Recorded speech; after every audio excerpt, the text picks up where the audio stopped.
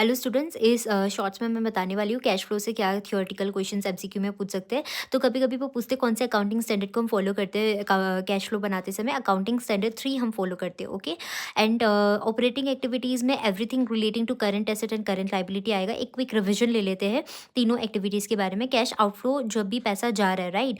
Cash purchase, payment to trade payable, cash operating expenses and income tax paid. ठीक है, income tax paid. And cash inflow में क्या क्या आता है? Cash sales, cash receive from debtor, cash receive as commission, fee, royalty, ये सब जब आपको मिलता है तब आपका ऑपरेटिंग एक्टिविटी में कैश इनफ्लो। नाउ अगर आपका एक फाइनेंशियल कंपनी है तो आप याद रखना, एमसीक्यू में ये लोग बहुत क्वेश्चन घुमाते हैं। अगर फाइनेंशियल कंपनी है तो कैश इनफ्लो में आपका interest received, dividend received, proceeds from sale of security आएगा। बट आउटफ्लो में आपका cash paid for interest, payment for purchase of securities, ये सब आएगा। तो आप एमसीक्यू में अच्छे से ध्यान रखना फाइनेंशियल कंपनी का, अगर ऑपरेटिंग एक्टिविटी कैलकुलेट आपको करने बोला है। इन्वेस्टिंग में only purchase and sale related सब चीज़ आते हैं। परचेज है तो कैश आउटफ्लो, सेल है तो cash inflow. And apart from that खाली तीन और चीज़ आपको याद रखना है: interest receive, dividend receive and rent receive. Because आपने कहीं पे पैसा इन्वेस्ट किया, वहाँ से आपका पैसा इनकम हो रहा है, तो आपका ये तीन चीज़ इनफ्लो में आएगा। अपार्ट फ्रॉम दैट खाली sales of fix asset and purchase of fix asset, sales of investment and purchase of investment आता है। Now coming to financing activity. Financing activity में everything relating to equity share capital, preference share capital, debentures, bank overdraft, ये सब आता है।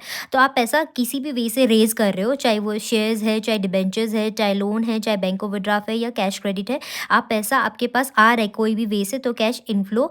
But अगर आपके कोई भी वे में आप पेमेंट कर रहे हो तो कैश आउटफ्लो। जैसे आपने लोन पेमेंट कर दिया, इंटरेस्ट डिविडेंड का पेमेंट कर दिया, बायबैक कर लिया आपने अपने इक्विटी शेयर्स को, रिडीम मीन्स रीपे कर दिया प्रेफरेंस शेयर, रीपे कर दिया लोन को, रीपे कर दिया बैंक ओवरड्राफ्ट को, या आपने टैक्स का कोई पेमेंट किया है रिलेटिंग टू फाइनेंसिंग एक्टिविटी। इसके बारे में इतना क्वेश्चंस नहीं आता है।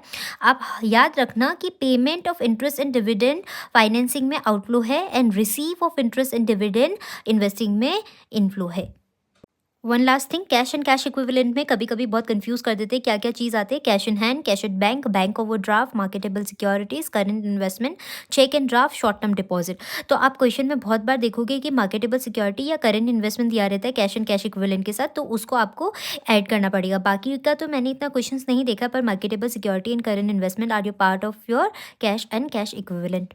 पर मान लो कभी आपको कैश क्रेडिट दिया हुआ है क्वेश्चन में, तो उसको आपको कैश एंड कैश इक्विवेलेंट से सब्ट्रैक्ट करना पड़ेगा। और कैश क्रेडिट आपको हमेशा लाइबिलिटी साइड में दिया हुआ रहेगा and cash equivalent asset side में। तो उसमें से आप कैश एंड कैश इक्विवेलेंट से कैश क्रेडिट को सब्ट्रैक्ट करना मत भूलिएगा जब आपका फाइनल आंसर आता है।